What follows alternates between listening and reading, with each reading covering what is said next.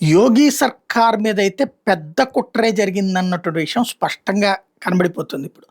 ఓవరాల్‌గా చూస్తే యోగి సర్కార్‌ని దెబ్బతీసేటటువంటి కుట్ర ఇప్పటినుంచంటే 2014కి ముందు యోగి అప్పటికి అనుకోలేదు ముఖ్యమంత్రి అని చెప్పి. కానీ బీజేపీ అకస్మాత్తుగా అంతకుముందు 14 సంవత్సరాల నుంచి 5 సీట్లో, 7 సీట్లో, 10 సీట్లో గెలుచుకున్నటువంటి భారతీయ జనతా పార్టీ ఏకంగా 74 సీట్లు గెలుచుకోవడానికి కారణమైంది ఏంటంటే, అజాం ఖాన్ నేతృత్వంలో హిందువుల మీద జరిగినటువంటి దారుణమైనటువంటి దాడులు. హిందూ అమ్మాయిలు ముస్లిం అబ్బాయిలు పెళ్లి చేసుకుంటే వీళ్ళు అండగా నిలబడతారు. అదే ముస్లిం అమ్మాయిని హిందూ అబ్బాయి పెళ్లి చేసుకుంటే వాళ్ళని కొట్టి చంపుతారు నడి రోడ్డు మీదన. అట్లాగే హిందువుల వ్యాపారాలు నడవాలంటే కూడా లోకల్గా ఉన్నటువంటి ముస్లిం నేతల చేతుల్లోకి వెళ్ళిపోయినాయి. ఆ మాఫియాకి సమాజ్వాదీ పార్టీ కానీ, బహుజన్ సమాజ్ పార్టీ కానీ అండగా నిలబడ్డాయి.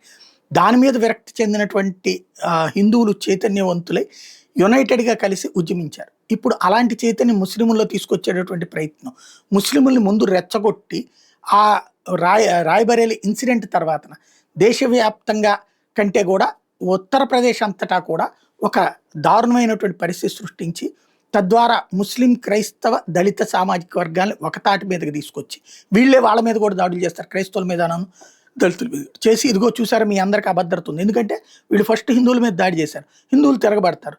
ఏది గోధ్రాలో జరిగినటువంటి తరహాలో తిరగబడతారు. ఎందుకంటే యోగి ఆదిత్యనాథ్ ఉన్నాడు, అక్కడ నరేంద్ర మోడీ ఉన్నాడు కాబట్టి తిరగబడ్డారు హిందువులు. అట్లాగే ఇక్కడ యోగిని చూసుకుని తిరగబడతారు. తిరగబడ్డప్పుడు ఇతర మతస్థులు కూడా దాడులకు గురవుతారు. అట్లాంటి వాళ్ళందరినీ ఏకం చేసి ఓట్లు గడించాలి అన్నటువంటి కుట్ర జరిగింది అన్నటువంటిది స్పష్టమవుతోంది. ఇప్పుడు ప్రస్తుతానికైతే ఆ కుట్రలో పాత్రదారులైన ప్రముఖులైనటువంటి వాళ్ళకి సంబంధించిన ఆస్తులన్నీ కూడా స్వాధీనం చేసుకుంటున్నారు, కేసులు పెడుతున్నారు.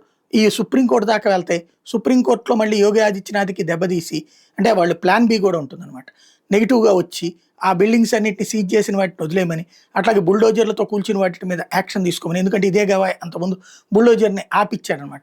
కాబట్టి ఆ పాయింట్ మీదన బేస్ చేసుకుని అదిగో చూసారా అరాచకం చేస్తున్నారు మైనార్టీల మీద అని చెప్పేందుకు మరొక ప్లాన్ బితో కూడా రంగం సిద్ధమైంది. ఏం జరుగుతుందో చూడాలి.